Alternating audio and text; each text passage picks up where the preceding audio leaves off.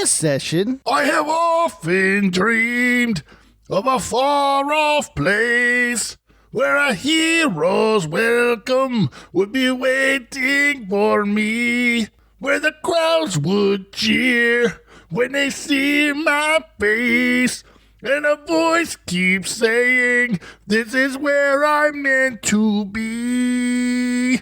join our adventure party as we delve into the social and cultural aspects of our favorite game, all while enlightening our taste buds with a random craft beer.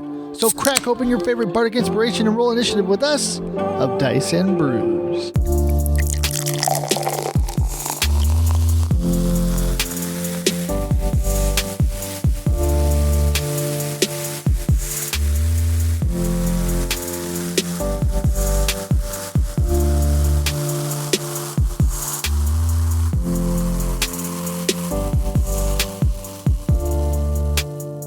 Greetings, fellow adventurers. It's Ben, also known as the Forever DM, back with another installment, another session of Dice and Brews. You know, over the last couple sessions, I've had a lot of my party members come into this podcast and join me on a couple episodes.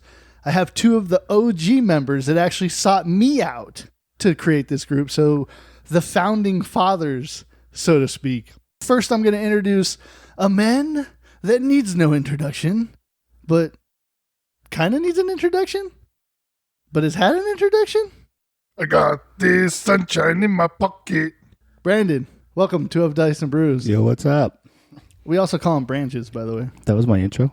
Yeah, you never heard. Well, you've never seen the movie Trolls. Oh, Justin Timberlake. That's okay. Justin Timberlake does the song "Sunshine in My Pocket," so you know I had I Ghost got this sunshine in my pocket. All right, I got sing it. the intro for you. I got it. So, Brandon, are you excited? Very excited. Yeah. Yeah, my name came up a lot on the character creation, so It did. I'm glad people get to hear my voice now. That's right, and you finally get to speak your piece and talk shit about the other group members. Yes, Kate almost gave me away, and she was almost talking about my character when I'm not even here.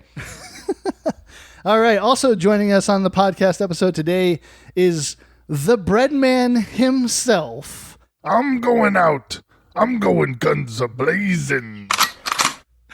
James, welcome to Of Dice and Brews. Yo, glad to be here, Ben. You know, I thought my first podcast was going to be Joe, you know, the Rogan himself, the legend.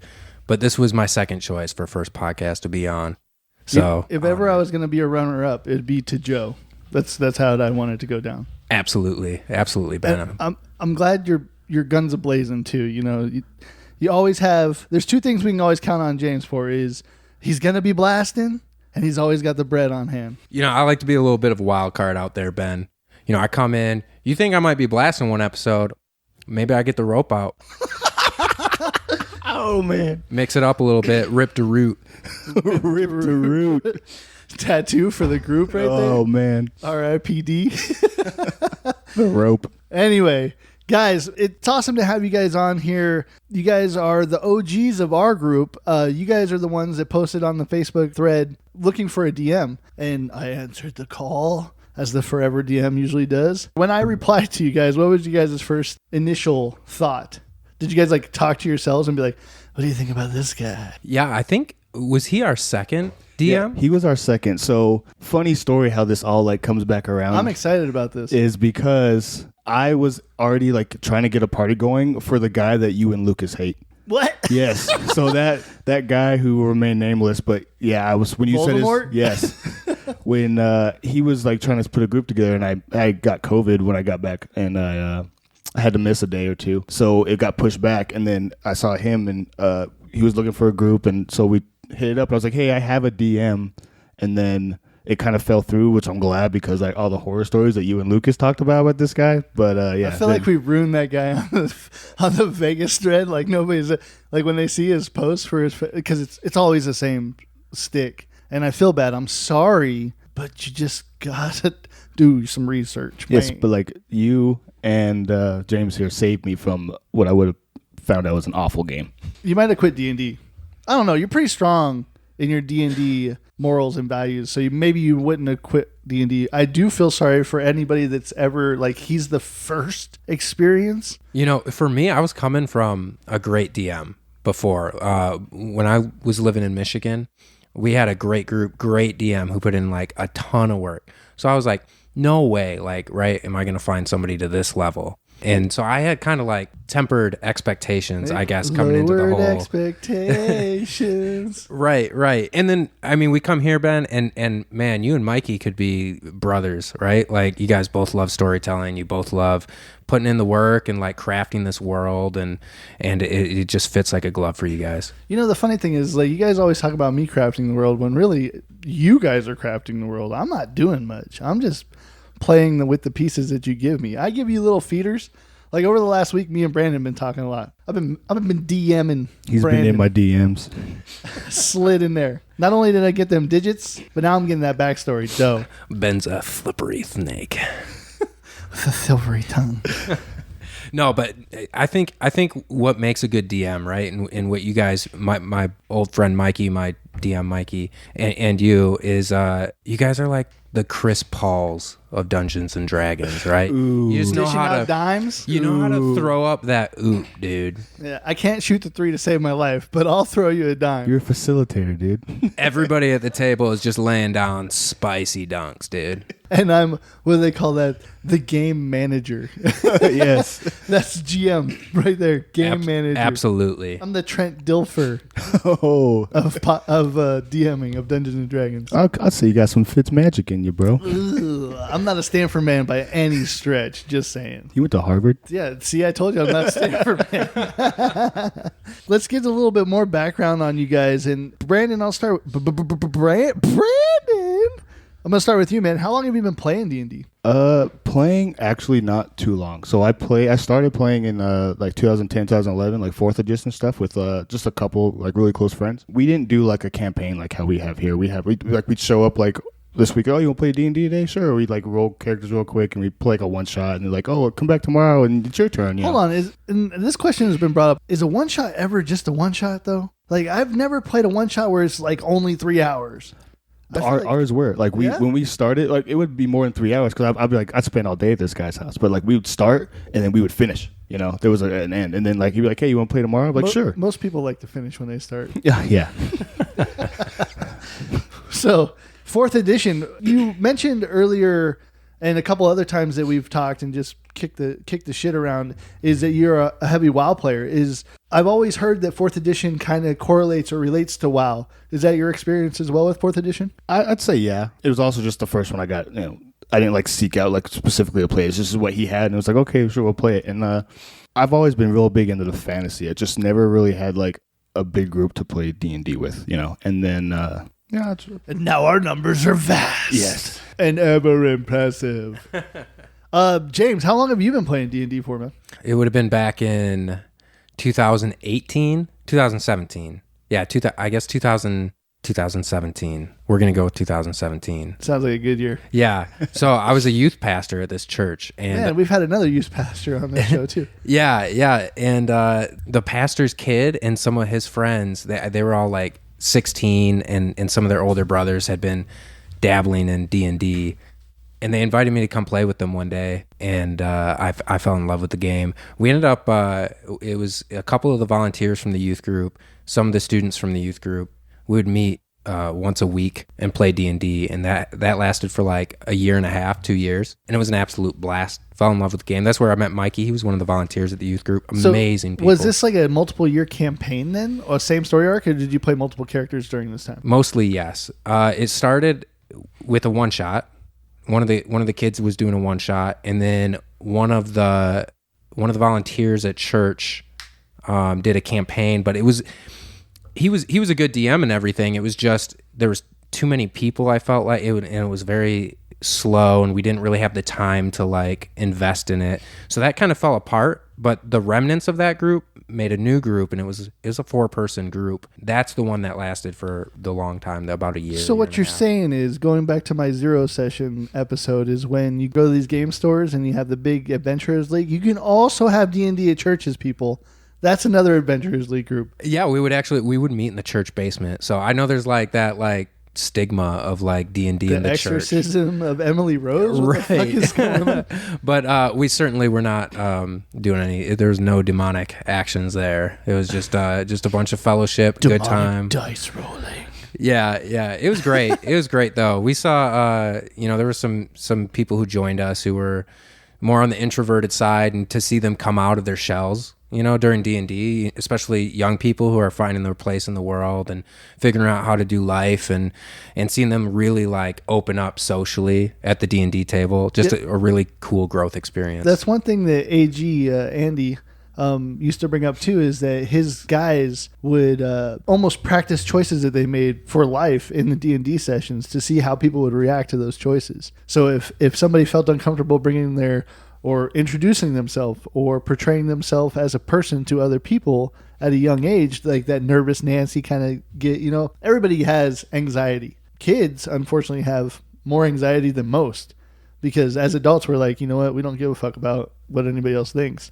Kids are so impressionable, and they don't know where they fit at or what they're going to go through. Through D&D, they can project themselves a little bit better and be like, hey, what are the consequences? What are the reactions that I'm going to get? One thing I will say about that group that I played with is I don't talk to a whole ton of people from that time in my life. I mean, I wish them all the best, and I'm sure they're all doing great. As far as like some of the deep connections I made, most of them were at that D&D table, and I mean, there's some exceptions to that, but I still talk to, especially there's one of the guys from the group that I talk to pretty regularly. So we all became close as a table, and they were relationships that weren't just because we lived by each other, but they were long-lasting relationships. So that was a really great takeaway. And I remember one of the girls got married, and we all went to her wedding, and there's pictures of us all holding our dice together at the wedding. So it's one of those things where it goes outside of just going and playing a game once a week.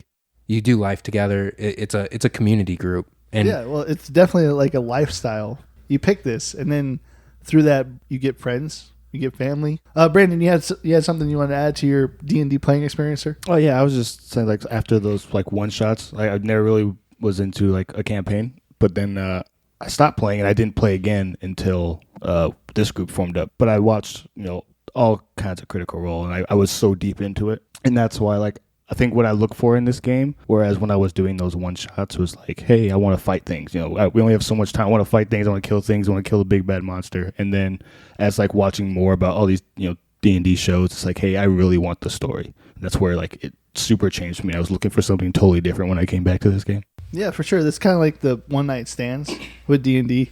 You get your quickies, your quick natural 20s on, and then eventually you want to settle down. Give her a big old crit, and then I just leave. You want to? Oh man! You know what? All I want is I just want to settle down with advantage. Ooh. Brandon, you kind of led into my next question. Is like, what pillar of D&D do you gravitate towards? Like exploration, combat, role play, and then why? I mean, you kind of already touched on it, so just expand on that for us. Yeah, like I said, it was definitely used to be combat. Not only playing in like a little bit of time, it's just like, hey, let's just fight a bunch of stuff. But like now that we have this long session, even the sessions where we have no combat, which we've had like 2 or 3 sessions back to back without any combat, it's perfectly fine because I'm chasing the story. I want that big reveal. I want those moments where Deanna stabs the guy in the heart. I want those giant like reveals. Stab through the heart, and the rogues to blame. Shout out Deanna. Should have been here. You're supposed to be here. James, what pillar of D&D do you gravitate towards, and why? Yeah, definitely with my old group, we played a lot of more combat-based D&D, which was fine, and it was really enjoyable. I played a Blood Hunter, so I was definitely like a little bit. So did you play in that time that Blood Hunter wasn't completely fleshed out? Then how broken was the Blood Hunter when you were playing it? I don't know. It was definitely pretty broken because I know I misinterpreted some of the rules, and the DM just kind of went with it, right? Like there's that rule where all the best ones do. Yeah, you get hit, and you can like do whatever damage they did to you onto your enemy, right? Well, that's a one-time use. But I had misinterpreted it so that it's like, okay, this is like on for like the rest of the fight, right? So it's definitely like, I definitely did way more damage than I deserved to do. But it doesn't really matter because what are rules in D&D, right? Guidelines. Yeah, guidelines. The question about combat roleplay, like I'm definitely enjoying the roleplay of our group. I think everybody's like really into that, and I love doing that. I love making people laugh. I love playing like comic relief characters and just doing weird stuff, man. Weird stuff. He's into butt stuff. You almost hung yourself to kill somebody. It was epic though.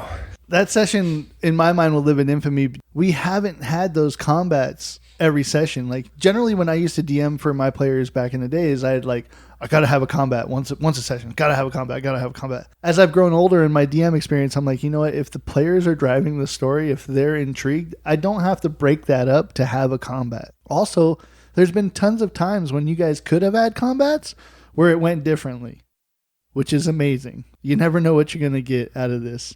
Especially with our group, there's so many different personalities and so many different ways of looking at the story and perspective. I guess those are called perspectives.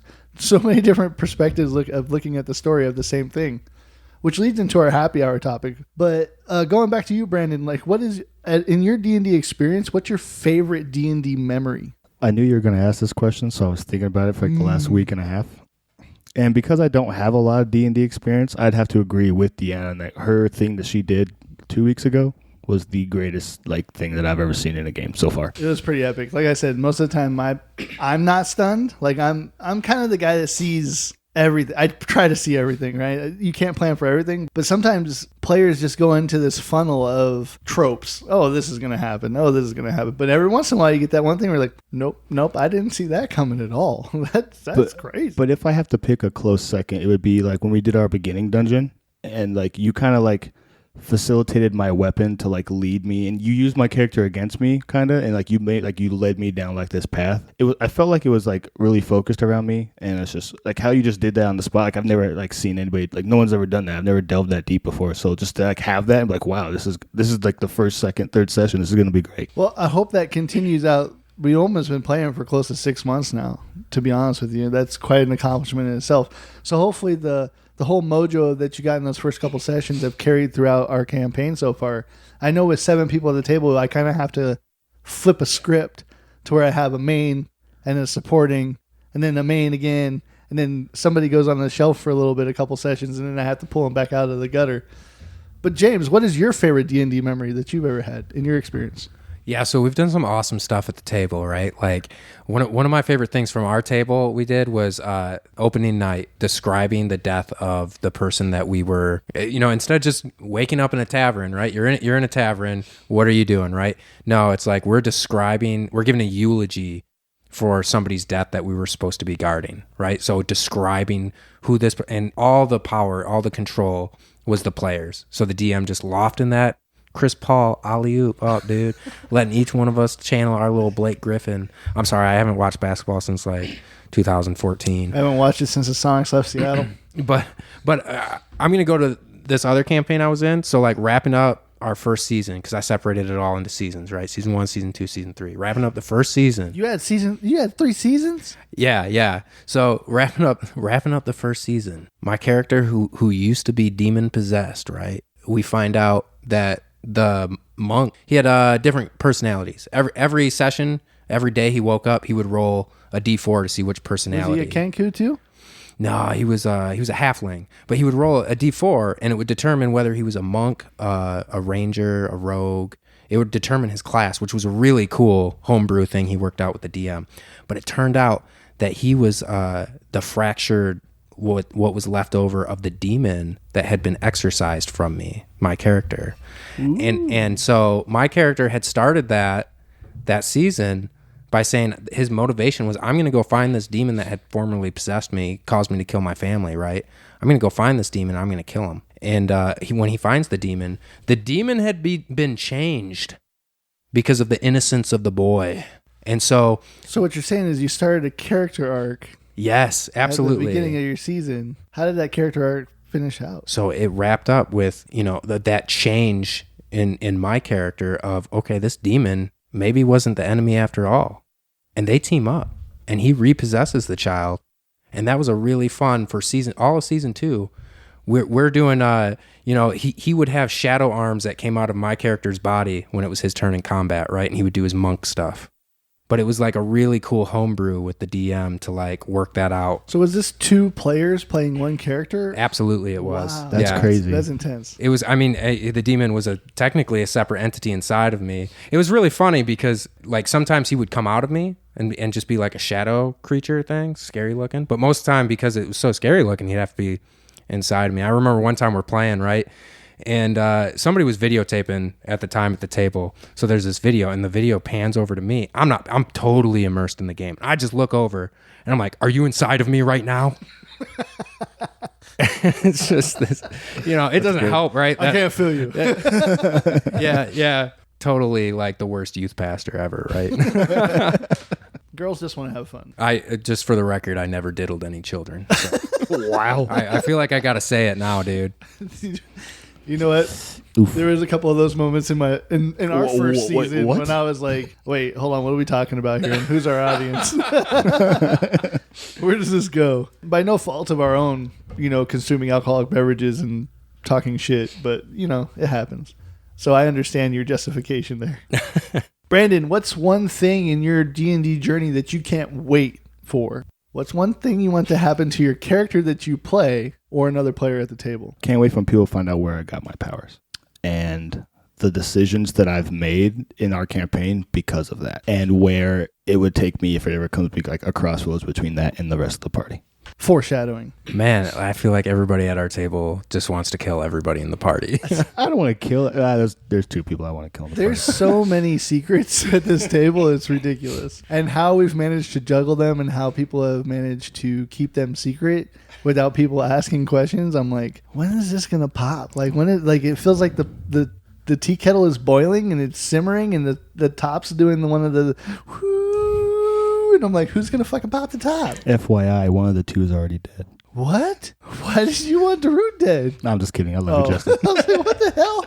What did that turtle ever do? His new guy, I already don't like him. He hasn't even introduced him. I saw it on the website.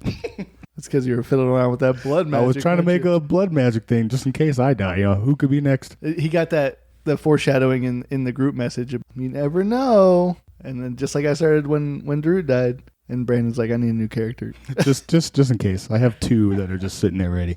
James, what's one thing in your D&D journey that you would like to witness or have your character go through?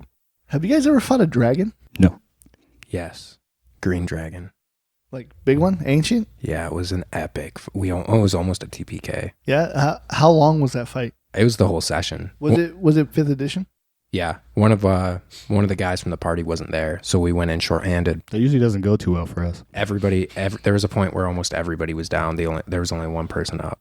I mean, it was literally one play away from a TPK. So your question, yeah, your right? one thing that you are dying to happen in a campaign that you're a part of, or one thing that you really want your character to go through or witness. It's tough because I really don't have the one thing. Or even like a monster that you really want to fight. Like maybe you've been flipping through the monster manual and you're like, oh, I really want to fight. I want you to find your son, dude. Yeah, I'm excited, obviously to see where Reginald's arc takes him, his journey in front of him. But there's nothing necessarily that I'm like, I really want to see this, right? I guess maybe, any kind of, there's so many epic monsters in D&D, I think your storyline with the gods is really cool. Sometimes I surprise myself a little bit. Is like when I start to come up with these things and I start to like intertwine your guys' backstories of your characters, and I'm like, oh, this would fit really well with what so-and-so's got going on. And I'm like, but wait, that also intertwines with so-and-so, and then the trickle-down effect from there. And then you start thinking, being a DM is a rabbit hole all in itself, because as a DM, you try to make this organic living world. So while you guys are doing your little arc in your little place, I have to kind of think about like what's going on in the vastness of the world that we created, how those decisions that you're making are affecting you, and how these people's decisions are affecting you guys, because you don't really want the world to be on pause. I think that's one of the best things about D&D is you can make this world a living world and you're not confined by the programming of the game. So things are actually happening. People are actually dying. We really don't know where Horban is. We really don't know if he's alive. We've also witnessed and heard about the rumblings of the goddess Aurelia reborn as a child, which is a whole nother thing on itself. So there's a lot of things going on. Yes, there is. And the vampire and the the bird thing. What is it called? The Varrock? Yeah, the Varrock. There's a lot of things going on. A lot of things. So now you have the beast, and we just learned about kind of like where the beast came from in Sounds of Wings Flapping's dream, which due to our group not being together for 2 months altogether, we kind of broke that session and ended up being a complete bullshit fest, which is fine. Those happen. Sometimes you're just not wanting to play the game. Sometimes you just want to bullshit. Happens all the time. But that's also why we do podcasts. And you know, I think it's kind of a cool thing. Like there's some good things to see in what happened that night. And one of those things is like everybody vibes with each other so much that they're just like, you know, like, hey, I just want to catch up for a second. Put the game aside for a second. Like, what's going on with everybody? Like, I'm hyped. I drank a coffee before I came. Like, what's going on? Like, tell me about yourself. I agree with you. And as a DM, this is another pro tip. You can't force the table to vibe. Like, if the table's not feeling the game, don't force the game. Don't get upset. Don't start freaking out. Don't pack your shit up and screw you guys. I'm going home.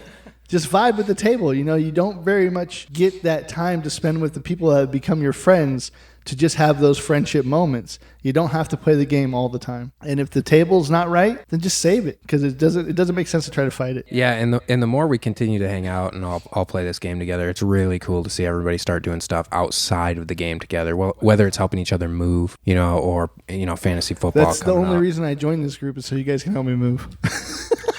You have a lot of shit. That's actually, dude. So, okay, if you're listening to this podcast right now and you do not play D&D or have any intention of playing D&D, and you but need get to a move, you need to get a move in, dude. Like, go to a Facebook group. Pick up 7 friends, play D&D. The nerds are thirsty for friends. We will help you do whatever you want. Speak for yourself. You're the first one. Talking to you guys about this, Brandon, you got anything to add real quick? I was just going to say, you talk about like a monster I want to see. I really want to fight a beholder really bad. 2 things in Really D&D do. that are very iconic is beholders and dragons, and I have yet to fight anything like that. Well, it's in your hands, man. Yeah, but that's not me fighting it. That's me playing as But a you beholder. get to be one. That's even The cooler only than fighting problem with one. that is me being a beholder. Can you imagine how many eye stalks my beholder would have? We'd roll for it, so who knows? You guys do roll for everything.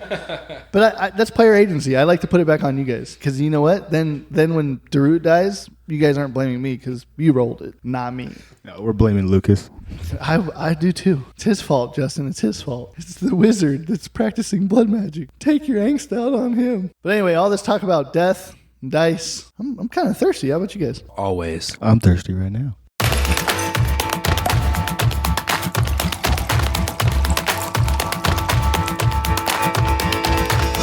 Have a pint, take a break, and relax. It's my favorite part of the show. So tell me, boys, what's on tap? Tonight we have a brew brought to us by James. James, go ahead and tell us what our brew of the night is. Yeah, so tonight we're going to be drinking Oberon, which is a true Michigan beer. I'm from mid-Michigan. This is from Bell's Brewery, which could be found in, I think there's one in Comstock, which is by Detroit. I always went to the one in Kalamazoo because I lived there for a short time. Plus, who doesn't just like saying Kalamazoo? Kalamazoo. Are you from Dr. Seuss world? What the fuck? Michigan is in fact Dr. Seuss world, confirmed. So this is it's a wheat ale, and actually, you guys, if you lift it up, what I want you to do. Hold on. James, it's been confirmed. You're thing 1. I'm down, dude. All right, go ahead. So I want you guys to lift it up to the light, and if you look at the bottom of the bottle, you can see it a little better in a glass. But the bottom of the bottle, bunnies in there. yeah, you can see it's yeast and protein.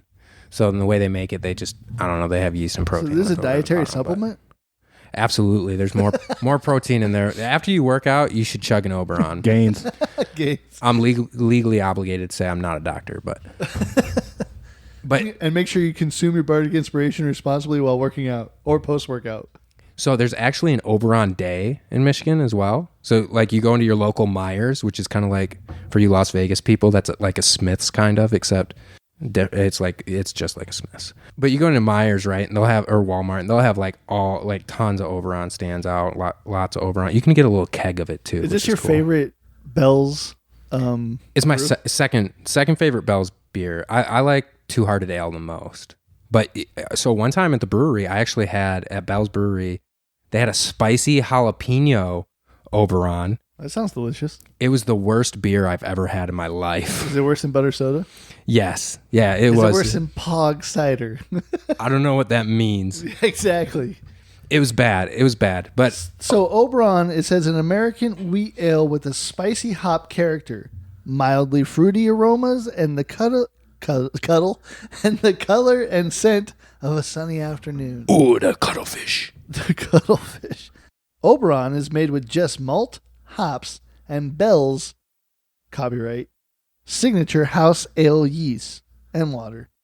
The best result is a medium body and full flavor. Yeah. Making it the perfect beer for warm weather. Brandon, hell of a burp, bro. No, it wasn't me. Dude, you're wasted.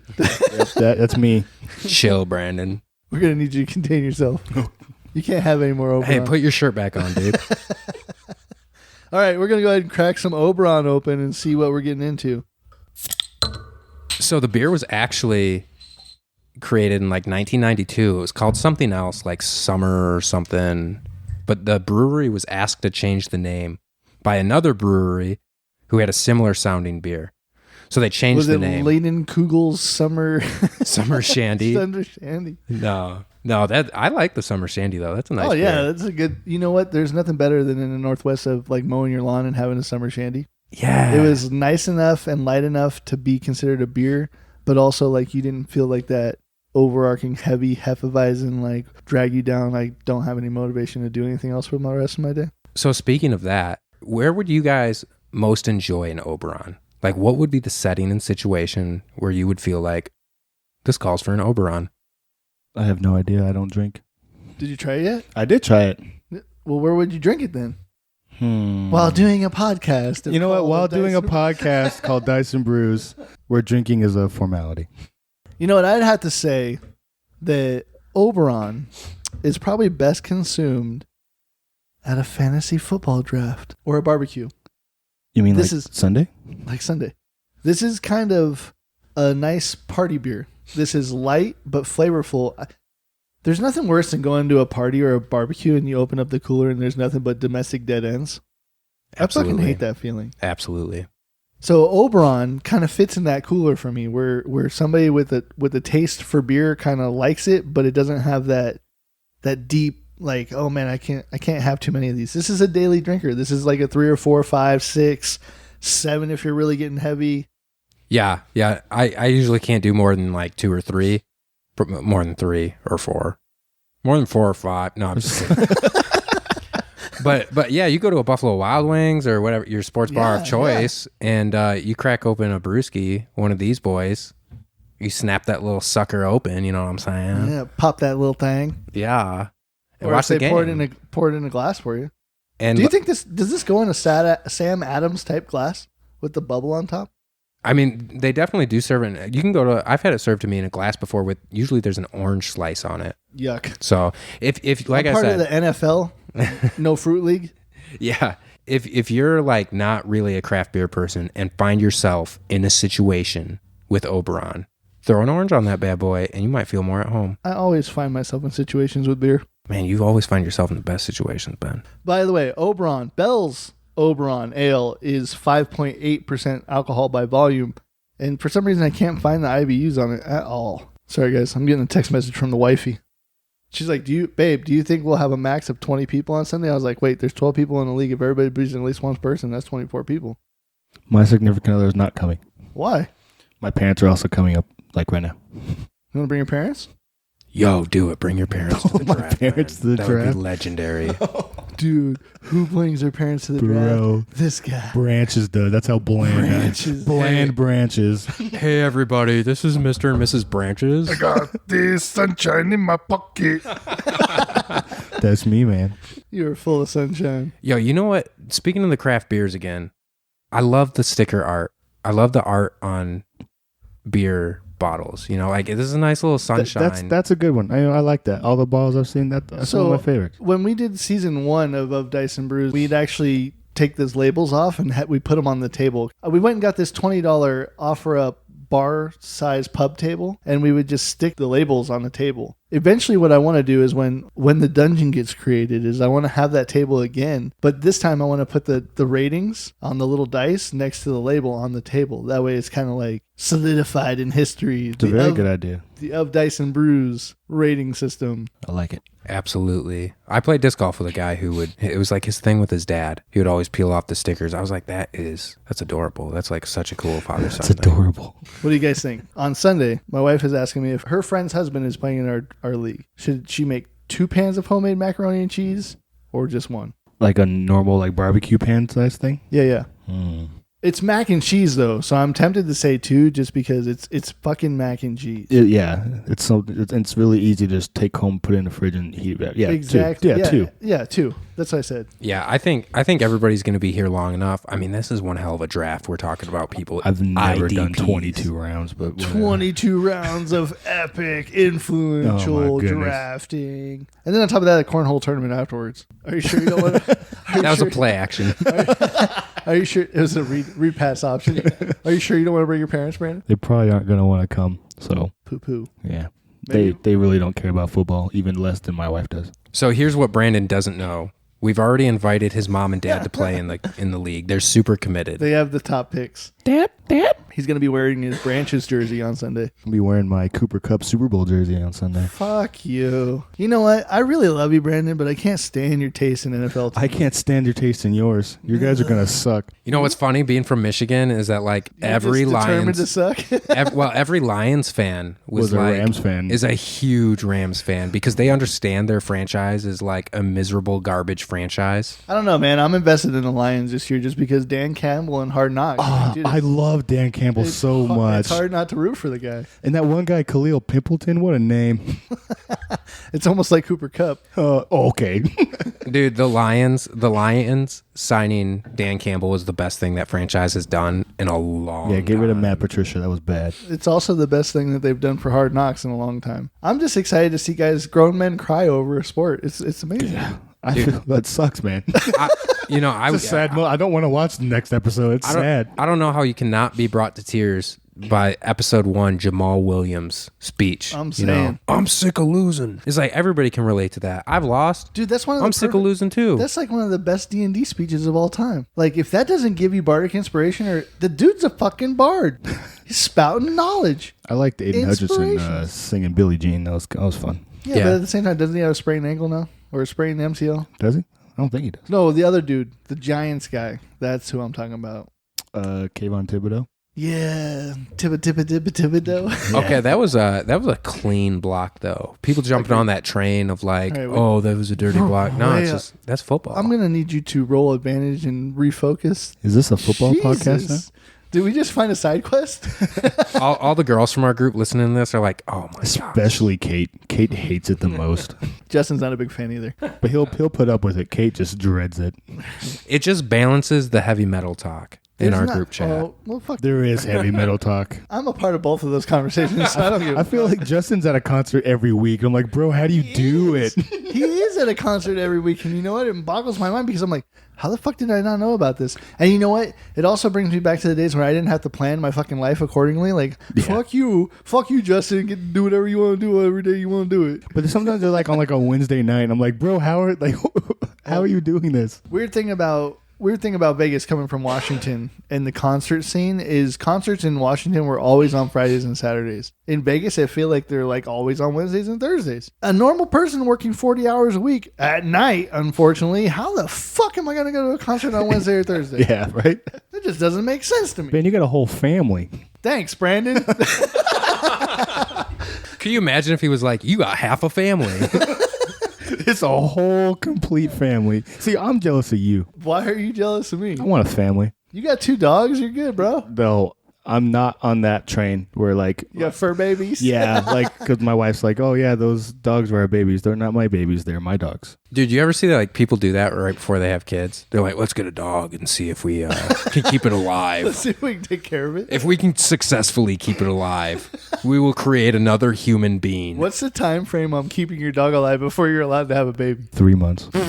Yeah, I don't know the answer to that one, but it's really interesting. Is this gonna make it in the whole podcast? It might. All right. It's funny. It's This is gonna be a long one. So we're gonna continue. You know, My boys back home, I keep referencing them, but this is where this podcast stems from, is they always said, like, hey, like, how come we're not talking about craft beer? I feel that goes into the review of the beer is like, if I can't socialize and drink a beer and enjoy myself, then it's not worth talking about to begin with. So that's kind of what's on tap is we enjoy ourselves, we pop it open, we talk about it a little bit, and then we conversate, and then we feel it out, and then we get back on track. Absolutely. It's the best podcast. It's better than Joe.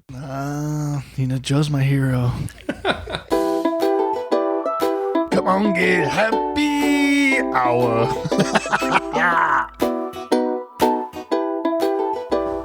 All right, adventurers, since these guys it's their first journey on Of Dice and Brews, our first adventure on Of Dice and Brews together, I kind of want to continue with the character creation and on the next step of planning your character's arcs. Once you have that character created, how do you go about planning out an arc? Do you have an arc in mind when you're creating the character, or do you wait for the character arc itself to develop within the campaign? And just for those listening at home, I'm defining a character arc as the journey the character goes on that it either expresses growth or regression throughout the campaign. In typical Of Dice and Brews fashion, I'm going to have us roll initiative to see who takes the cake on the opening question. Brandon, I'm just going to start with you. Go ahead and roll your initiative. No modifiers. That is a 9. 9. Pretty common. James. I just want to say I'm using this amazing dice tower. That's a 3. Our dice tower is amazingly 3. All right, I'm also going to use this mimic dice tower that I'll post pictures of. God, I got to go first. You're first, 14. Jeez. I don't typically play characters, but when I envision story arcs, I kind of have what I would call vices to my characters, which are flaws. And I'm a very positive or a growth-oriented character arc kind of person, although I'll allow the campaign to kind of dictate the flow of my character. If it leads through a regression or a negative story arc, then I would definitely play into that. But at the same time, my characters are genuinely created with flaws in mind, and their ability to overcome those flaws throughout certain situations that are presented in the campaign. But when I create characters, they're definitely with flaws in mind. And the vision in my head is when I'm playing throughout those things, I want my character to overcome his flaws. Brandon, when you create characters, do you have a character arc in mind for your character when you're creating them, or do you let the campaign dictate the character flow? I let the campaign dictate.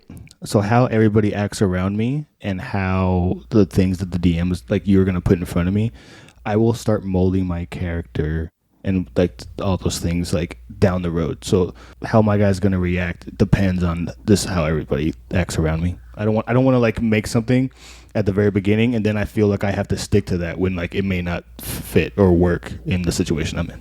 When certain situations present themselves for other characters, do you feed into them and create your own arcs from them, or do you just let those characters have their things or their separate little jives and kind of stick back? Other player characters? Yeah. Oh, I stick back.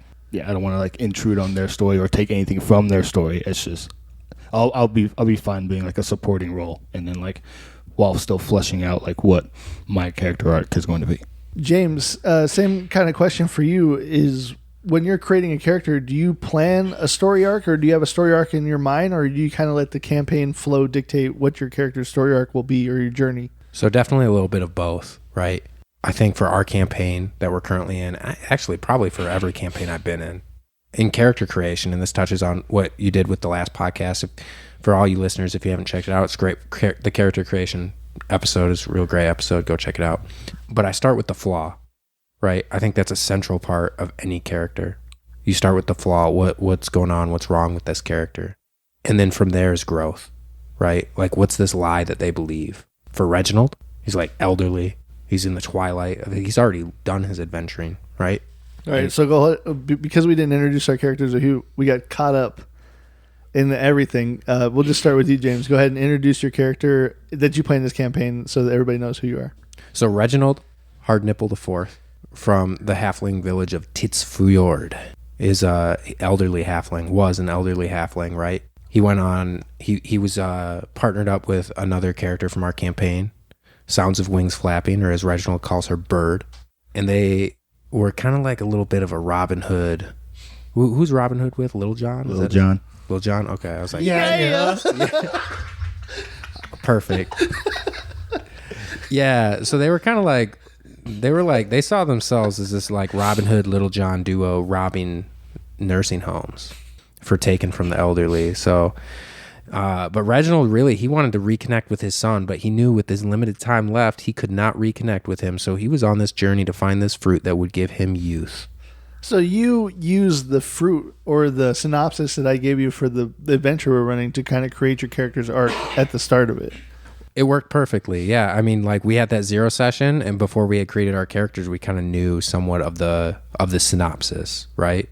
I mean, I'm pretty sure that's when you let us know about absolutely. the fruit was in the 0 session. So, but it started with that flaw of he's old and he wants his vitality back. And I feel like with any character, that's where there's always this flaw, this thing, right? Or for the most part. So, or there's a problem. There's a reason why you can't achieve. There's a reason why you can't achieve happiness or the image of happiness or your happily ever after, and that's your flaw or your problem. Absolutely. So he has this call to adventure, and he goes on his adventure, and he finds the answer, right?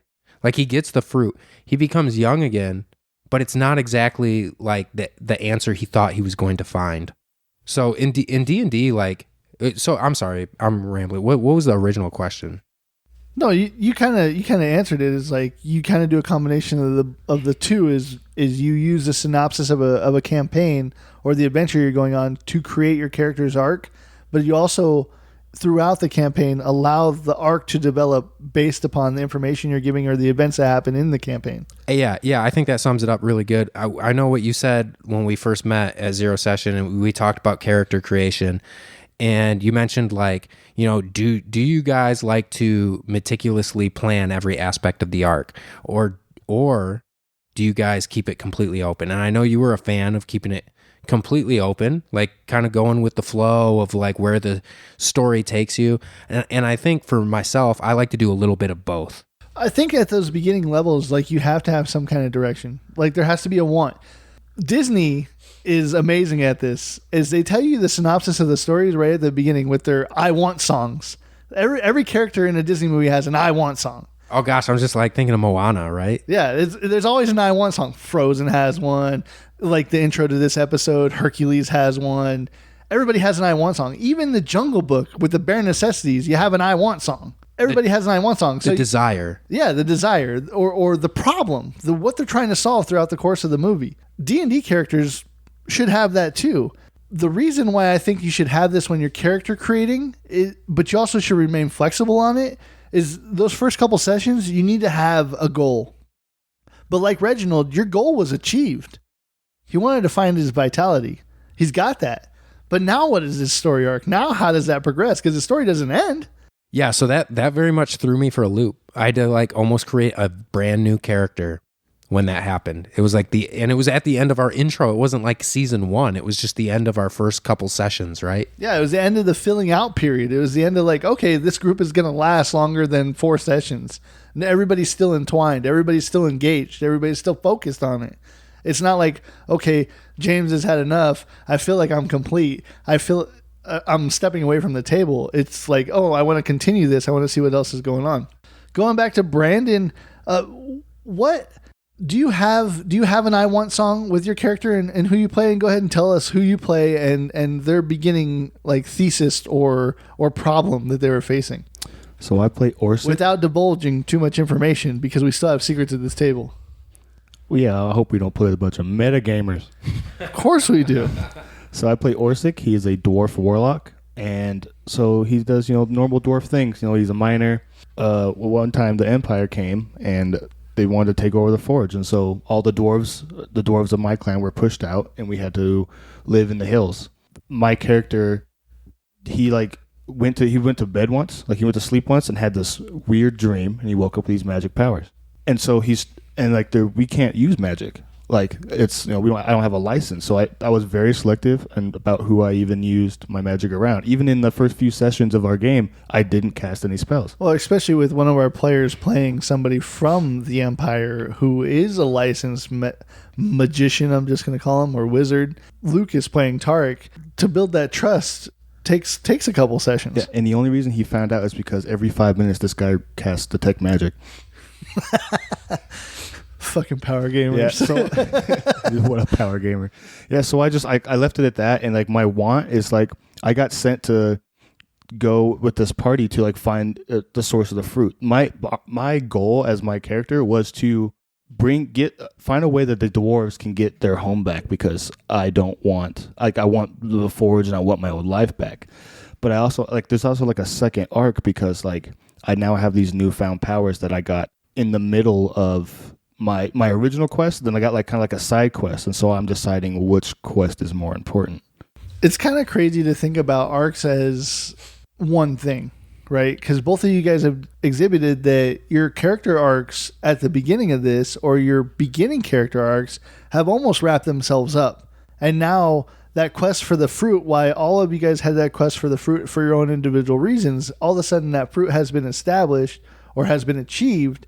And now the real character arc begins of like who your character is. And it almost feels like you guys are almost reintroducing yourselves to your characters and what are their wants and desires now. Especially with the moral dilemma of like when you guys went into this dungeon and then you guys released this vampire from the tree, which, okay, I know that Gulthias trees can't be destroyed and they don't release vampires, but I did that because it's story and it's amazing. So don't bite my head off. But you unleash this evil into the world. So regardless of what all of the party's goals were, you guys kind of have this one negative tie that all binds you until, at least morally, you're comfortable with either letting this vampire out on the world or solving the problem. To be fair, I don't think it's a vampire binding us. What do you think is binding you? Because like for Reginald, at least, Reginald went down in that fight because the player playing Reginald, myself, forgot that he could do things other than just shoot his gun. Right? I forgot all of my fighter abilities. I never played. He also got swallowed by a toad. Right? Yeah, so that toad had taken me out. So I never even saw a vampire like come out of that tree. That's just what everybody's saying. I think it's just like everybody thinks their best shot at surviving in this brutal, grim world and succeeding in whatever their desire is to succeed in is best together. Do you interject yourself into your character arcs? Do you put or an inkling of your own vices into your character arcs when you create characters? Or do you come up with something totally off the wall? I think more like broad human struggles rather than necessarily my own personal struggles. I say that as like Reginald is he's kind of wild, man. He's kind of like a cross between Charles Manson and Adolf Hitler. Like, I mean, like he's pretty well with a little bit of like Jerry Springer in there at the same time. Yeah, I should say he's not like, I think as far as his morality goes and his ethics, he's certainly influenced by the people around him. I'll say that. So like as far as how his arc ends, still influenced by the people around him. Is he gonna be good? I don't know. Is he going to be bad? I don't know. We'll see. Brandon, do you interject yourself into your own character arcs, or do you try to stay away from your own self-preservation in D&D? Right now, so far, I have interjected myself into my character and how he would play his arc. Like, especially so, Orsic and Reginald do not like each other. We were, like, from the start, like our characters are not trusting of each other. The funny thing about that is like from the start, you guys were not trusting of each other. We had like 4 or 5 sessions where you guys started to become friends and build that bridge. And then the Dream Whisperer happened where Reginald lost, he sacrificed a memory. And one of his detriments was you have a hated rival and he rolled you.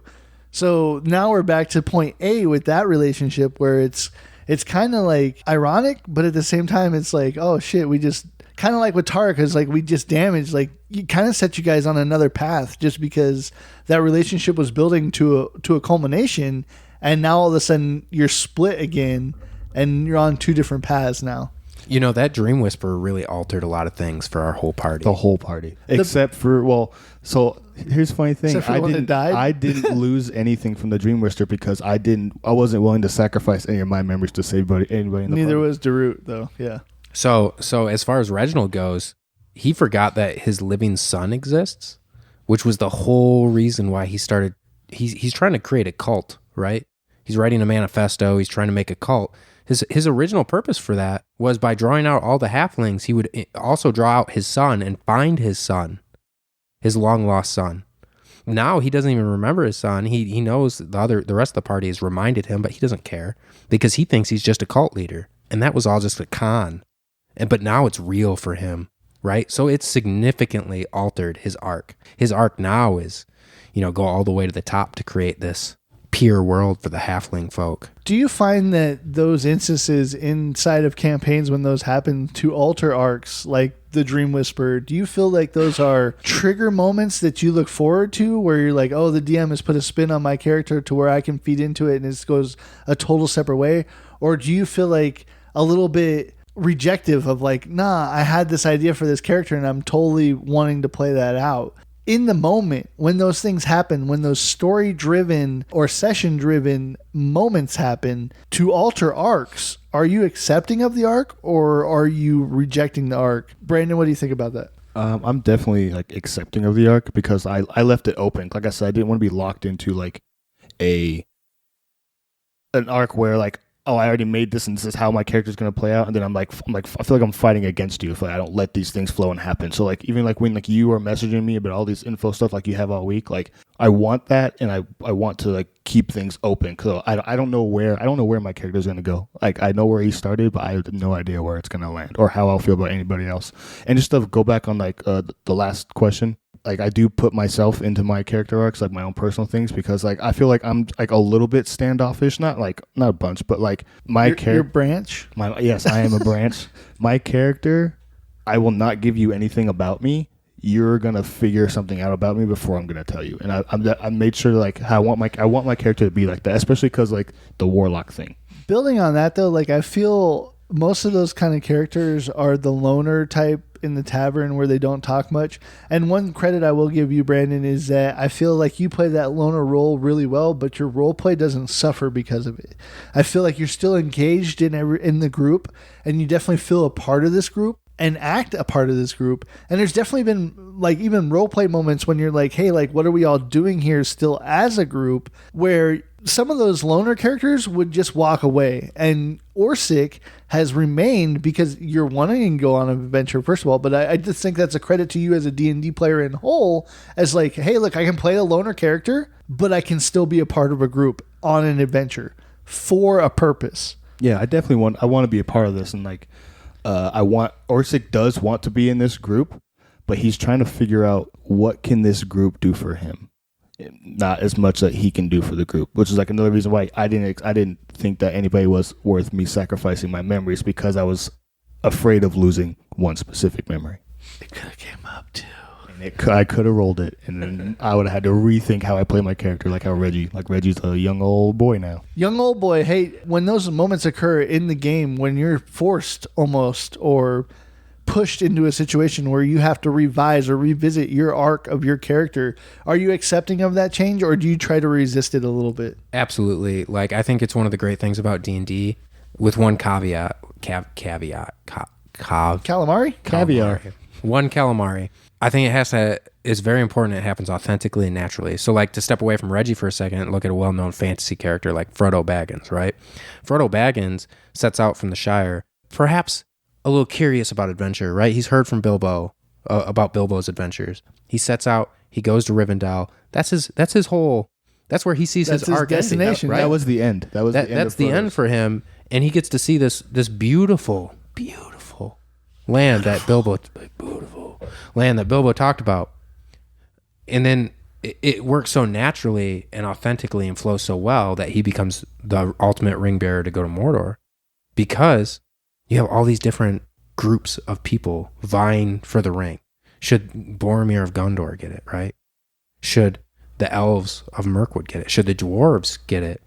No, Frodo's this neutral party. So when he this selfless, kind of like innocent, pure individual steps up to take the ring, it happens naturally, but it also changes his whole arc and where he's going, and to eventually lose his innocence, which is what makes him Frodo in the beginning, right? I think that's the caveat, that it happens naturally and authentically. And so it's in a D&D group, I feel like somebody can like brutishly come in and intentionally attempt to like change your arc for whatever reason they have in mind. But certainly in our group, that hasn't happened, and it hasn't happened in any of the groups I've been in, fortunately. So I think the change with Reginald for myself has been great. I like it. I agree with you on the authenticness of character arc altering. That I think that's a fantastic way to put it, is that it happens organically. It happens in the moment. The Dream Whisperer was a truly organic, authentic, and it was a new type of combat on top of that. Not only did it alter personalities or character arcs, but it gave you guys this other sense of kind of like real life combat. There's more to combat than just a physical aspect. See enemy, hurt enemy. There's words exchanged. There's feelings are involved. There's a lot more depth, and combat can be a lot more deeper than just dice rolling. I have a question for you, Ben. So if the ladies would have joined us that night, would any of this have happened? No, this is a total one-shot plan for you guys because we wanted to play D&D, but also as a DM, I felt it necessary to capture the moment and still expand on our characters. That one night led to so many different things in our campaign. It's magical at the same time. It is very magical. I think the biggest thing that's ever that's happened in our campaign was that night. And it sucks that the girls couldn't be a part of it because it was amazing. But like the fact that all these things happened, it changed. It totally changed two of the characters in our party forever. Yeah, but at the same time, I think the girls have gotten their spotlight, and Wings has got hers coming up. I mean, but we've had Kate's dream sequence where the dragon that we're talking about pretty much kills the party. We've had a dream sequence where there was a TPK, almost a false Hydra kind of thing going on. Then we had Lamora's relationship with Horbin exposed kind of thing with her dream sequence. And to be honest with you, that's some of the most romantic D&D I've ever been a part of. But that's also like, I'm going to tell you right now, man, there's this group of people that we're with right now is the most diverse group of players that I've ever been a part of. Not only a background aspect of it, but also a mental aspect of it. I feel like every person at our table is deep as their characters are, or as deep as it's nuts. It's nuts to think about it. It's nuts to pick your guys' brain and be like, hey, when I ask you questions and the rabbit hole that you guys go on as I ask you these questions, which leads to my next question, which leads to your next question, I feel like I don't hit any dead ends with you guys. It makes it really easy to be a DM and exposing character arcs or expanding character arcs when your players are just as in tune to the world as the DM is, or want to be. If you desire to be in tuned into your world that you're playing in, don't be afraid to ask those questions. Even when other character arcs are going on. If you're a supporting character like Brandon said earlier, and you want to step back and give somebody else the limelight, which I totally agree with, you shouldn't intrude on other people's arcs, but you should definitely play a role in other people's arcs, because eventually, or ultimately, you guys are an adventuring party and you guys all signed up for the same adventure. But your person being there for so many sessions over the course of 6 months has an effect on individuals. Just like sitting around our table, each and every one of the 7 of you have an effect on my life personally, not just in the game sense. And I wasn't trying to take away from like the girls not being there. Oh, it was so great because it was awful. No. It was bad, I don't think that way. I think like the things that you've done with bringing them back, like saying what their each individual dreams were, was great.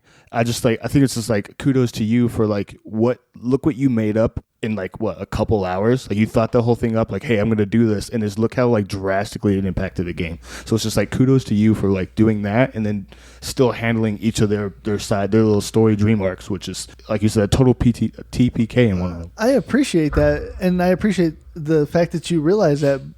But that's the fun part as a DM is coming up with those instances inside the game. I don't take a lot of notes. I have a recorder, and I listen to sessions that we've had, although they're horrendous recordings, I still listen to them and I'm like, okay, this moment was memorable. I need to capitalize on this. This was filler. We don't need this anymore. But at the same time, I feel like you guys give me the fuel for this campaign. Like, I have points. I have plot points. I have pieces on a board that I want you guys to interact with. Whether those pieces are important is totally incumbent on you guys interacting with them, which leads to your arcs. DMs need to capitalize on characters' arcs. You need to listen to your players. You need to get involved with your players and be like, hey, what's your I want song? What's your end goal? And then sometimes you can end those arcs, but they open up new arcs. Yeah, and I think something to be added to that too is like if you look at every session as an episode, and in every episode there's a little arc within the episode that creates a larger theme arc, right? So I think a great example would be to look at like Thor from the MCU, and I'm not a huge fan of the current MCU by any means, but if you look at Thor, right, in his arc, he's got an arc in each Thor movie, but he's also got a larger arc of constantly losing the people he cares about and finding out who he is. So I think D&D is the same way, and that's what makes it unique, and that's why I compare it to a TV show and say that you have seasons. Because in each episode, you have a little... Like, I think Dan Harmon does it great, following Joseph Campbell's hero's journey. Because every episode of Rick and Morty or the TV show Community follows the hero's journey. Every single one. But it also plays into a larger hero's journey. Absolutely. So you have individual hero's journeys that come full circle inside the episodes, but you have the overarching hero's journey that culminates in the end of a season. The reason why Joseph Campbell thought that was so compelling was, I think he looked at like Carl Jung's work, and Carl Jung thought that there's something inside of it's more like instead of the author creating the story, the author is of every story or the vast majority of stories is imprinting part of his like deep psychology that is like, he doesn't even realize he's imprinting it, but it's deep things. He's almost spiritual level things that the author is imprinting. So the hero's journey is unique to each and every one of us, because I think in real life, we also go through a hero's journey every day. And then there's larger hero's journeys that we go through as well. I think, if you're an older person, if you're 70 years old, go talk to somebody in a nursing home, by the way. I had the pleasure of working at one for 3.5 years. Go talk to somebody in a nursing home. It's really the insight you can get. Amazing. Listen to their story arcs. Absolutely. That's where I'm going, because they have story arcs.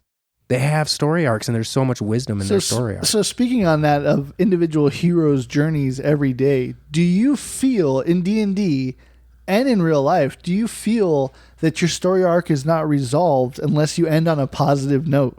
Or can it be a negative? Can you end your story arc, or are you fulfilled in your story arc if it ends on a negative note? Yes, I can be fulfilled for mine, which I think I can think of a couple ways right now how mine could end badly, and I'm totally okay with it.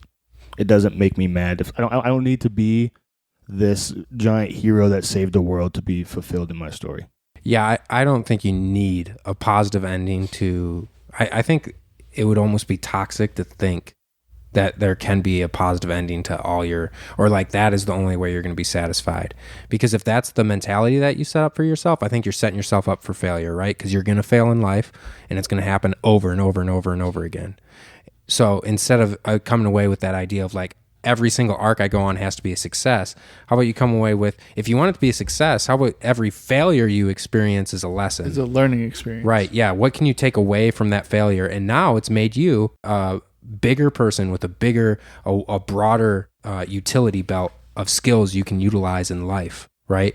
When I was in basic training. So hold on, before you get onto that. So does learning from your failures make that story arc a success though? Okay. Yeah. Okay. Maybe. Yeah. Perhaps. Because ultimately, a negative experience would be unfulfillment. It would be like, oh, this happened and I'm okay with it. It wouldn't be necessarily peeling back the curtain and thinking, what could have I done differently? What could I have maybe capitalized on a little bit more, pushed harder on? Because that would be kind of a successful story arc, because it came full circle yet again after the failure. I would think almost maybe bittersweet would be the way to say it, right? Because that conclusion to whatever is in the arc might not be like this, like I'm glamorous heroes ending. Yeah. You get fired from a job, you you fail in a relationship, you know. Okay, but here's an example. Let's capitalize on a failure in a relationship real quick. If you fail on a relationship and you say that you're okay with your story arc ending in a failure, that means that you don't learn from that experience and you just go on. You don't have another relationship. You're okay with how it ended. You don't ask yourself questions. There's no internal struggle because that leads you on another arc, right? I think the thing that we're getting on is I want to capitalize on the fact that how you view things as seasons or episodes, every day is pretty much your own hero's journey that leads in an overarching hero's journey. If that hero's journey doesn't end in a positive where you're learning from a failure, is the hero's journey done? Is that arc complete then? I guess if it was summarized in a day, it would be complete, but it would be, you know, not maybe not the completion you want, you know, like maybe not the most desirable one, and maybe that would impact the theme in some way, right? So then do you become Tarek and you're a totally different person? Because now you're not... Here's the thing, is like this is coming full circle back to D&D because I feel the Tarek storyline especially, like after you guys have... He told you that... well, no, maybe this is metagaming too much. Because something changed. He lost a memory where something changed. And there's not been any questions about that. There's been questioning him about that, but there's really been no structure to that arc really of why he's doing what he's doing. So do you think in your guys' minds as characters at the table and as players, is the Tarek arc a failure and dead and it's a new arc, or is this just a continuation of the hero's journey? Ooh, I guess I can answer both ways. I feel like the Tarek that we knew originally and that he knew, he's dead. And we have a different... So I would say no. It's still Tarek, but the Tarek we know is dead. And I don't think it's going to come back. So his story arc is still going. It's just the story arc is completely upside down. It's not even relative to what he was before. So I think, yeah, and there are arcs, right? Like you think the movie Seven with Brad Pitt and Morgan Freeman. Brad Pitt's character in that movie goes from being this like optimistic, you know, I can change the world by solving these crimes type of guy to the end where he has become like the villain, right? You know, it's that hero's arc, but it's flipped. It's like an antagonist arc. So I think there's the opportunity to end like the antagonist, and certainly with Tarek, you know, where things have changed for him. He's lost his innocence. He's not the same Tarek that we knew before, and there's no way to really bring that back because you can't insert that memory back into him. It's seriously altered him. He's fragmented. So wrapping up this character arc thing real quick and putting a bow on it, because I feel like we've been all over the place a little bit, but it's been really in-depth conversation, is Orsic or Brandon, do you feel like your first arc is ongoing still, or do you feel like you've wrapped up and started anew? My first arc is still going, but it is not pressing like it was. And Orsic doesn't really care at this point if it gets resolved. It's like an arc. If it gets resolved, great, but it's not his goal. It's not even like on the forefront of his mind anymore. He doesn't really care. And James, for Reginald, we touched on this earlier. You definitely feel like your first arc has closed and now you've begun anew. What would it take for Reginald to kind of spark that initial, other than getting his memory back, what would it take for Reginald to kind of like spark that initial arc and maybe go on that again in your mind? Yeah, I suppose he'd have to meet his son, right? Like really meet his son and have that his old world shown, because that was his desire from the very beginning. Find youth and vitality so that he can re-engage and save his son from potentially the dangerous dwarven magical cult he had become a part of. Which is why he hates me. Yeah, it would take that. Yeah, so. But if you met your son, you wouldn't know it was your son. No, I wouldn't. So it'd have to take some, you know, he's with us for a little bit or something, you know. Okay, so here's another question. This is the closing question, I promise, okay? No, this is fun, man. This is really fun. In our world, we craft this world together, right? I ask you guys questions, you guys feed me information, I give you more information, and we play off of that. Does those moments when they come up during your character arcs or during our sessions when the things that you've created come up, do those feed into your character arcs? Do you enjoy that experience more? Or would you rather the DM just put you on this path to where you can develop your own character arc? So you're talking about like when something comes into... So let's say that me and you create something. Yeah. And we're piggybacking, and then maybe we don't use it for a couple sessions. And then all of a sudden, one of those things that we brought up together, without me telling you, it just is brought up, and you have all the information for it. Do you like that more, being a part of the world that you created, and does that help your arc? Or would you rather you just have this one-track arc mind where you have a vision and the DM has created everything for you? I would say I definitely want it to be collaborative. Like, not even just between myself and the DM. You know, the more that the party's involved in Reginald's arc, which I think no matter what, like, we're all involved in each other's arcs, undeniably, because we're all doing everything together. But I mean, D&D in isolation is so anti is just D&D. Yeah, it's chapter book reading. Yeah. Might as well write your own book. Brandon, what do you think about this? I like that. So, like, for example, like this week we've been messaging a lot, you know, and I've been filling you in. I feel like it's still like it's flushing out some of my backstory too.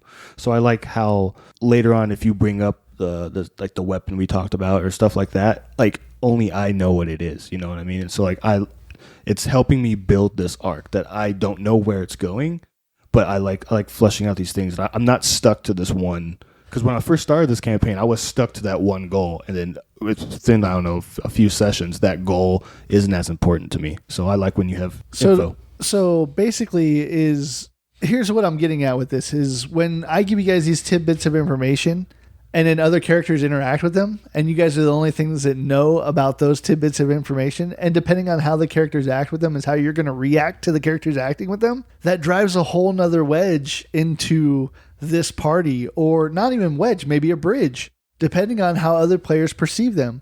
Basically what I'm getting at is DMs, if you include your players in their arcs and giving them agency and giving them a little bit more with their character in the creation of your world, then they will be more invested with your world or their world or our world. So when other players interact with what they've created, that creates reaction and emotion, which ultimately we all know that emotion and situations tell the best stories. When you can put yourself in a situation and be a part of it, or feel like you have something to lose or something to gain, those bring out the true heroes or the true villains in our campaigns and in our stories. All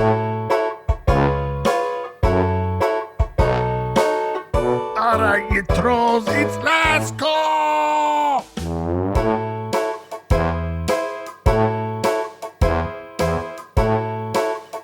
All right, adventurers, it's last call.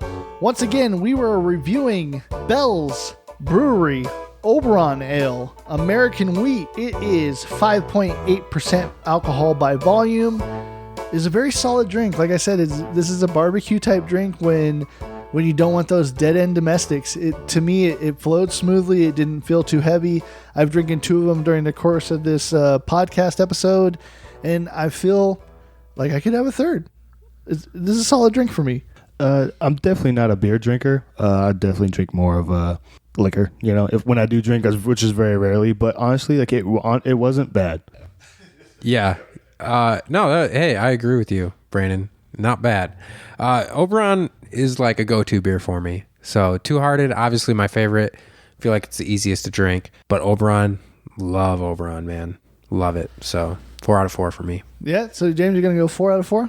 I'm going to go, this is the highest rated beer that I've drinking so far on this season of Dice and Brews so far. So I'm going to go 3 just based on my criteria of how often would I drink it. If I saw it available on a shelf, I would probably pick it up knowing that it's solid and a lot of other people could probably get on it too. So if I brought a 6-pack to a party, I'm not the only one partaking.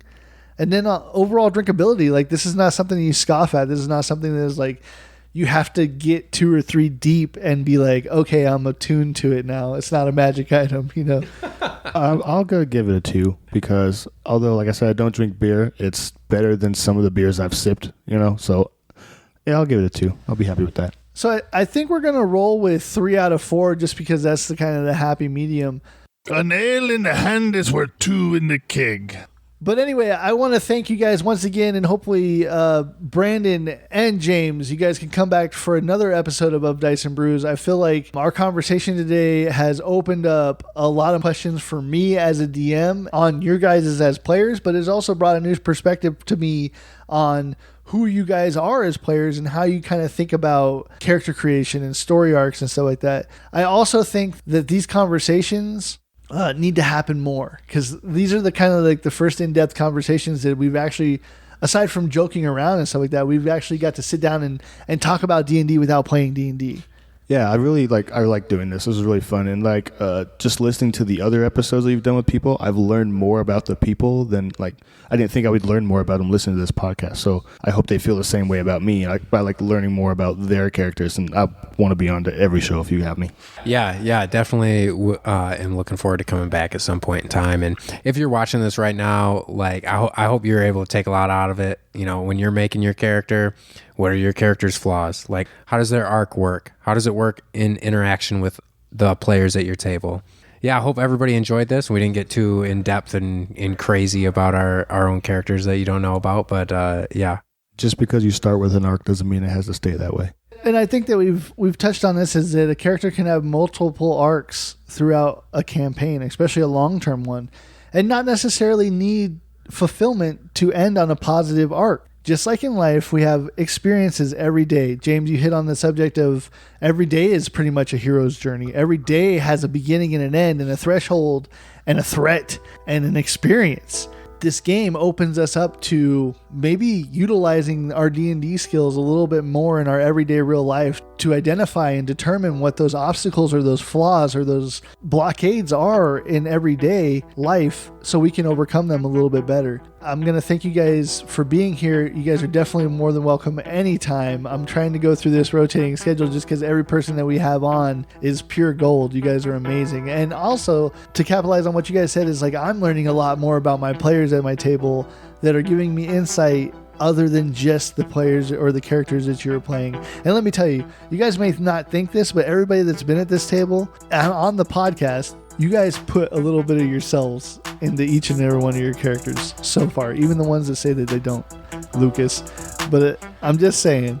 But that's going to do it for this episode of Dice and Brews. Once again, thank you, Brandon. Thank you, James. Remember that if you are consuming bardic inspiration, make sure you do that responsibly. And with that, this is the Forever DM saying life's an adventure. Roll with it.